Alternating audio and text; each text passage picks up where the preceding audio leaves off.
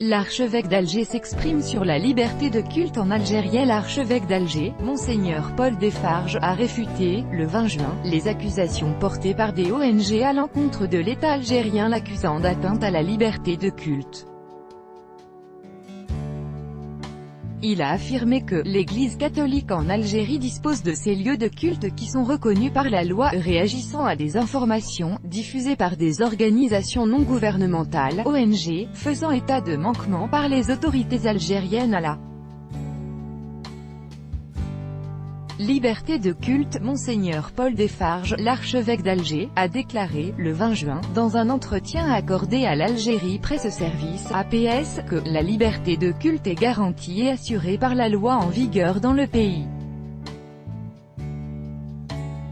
Je m'exprime en ma qualité de responsable de l'Église catholique et j'affirme que le problème de la liberté de culte ne se pose pas en Algérie, a déclaré Monseigneur Desfarges, en ajoutant que l'Église catholique en Algérie dispose de ces lieux de culte qui sont reconnus par la loi.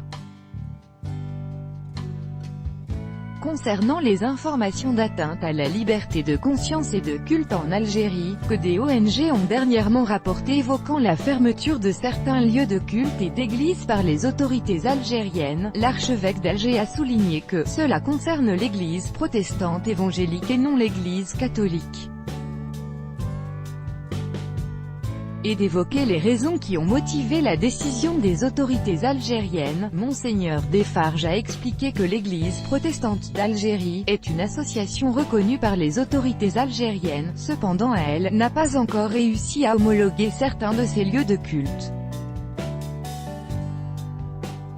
Monseigneur Desfarges a ajouté que les adeptes de l'Église protestante d'Algérie pratiquent leur culte dans des lieux aménagés, salles ou habitations en église, tout en soulignant que le ministère des Affaires religieuses et des WAF est disponible à trouver une solution à ce problème, car les autorités algériennes ne veulent pas que cette situation persiste.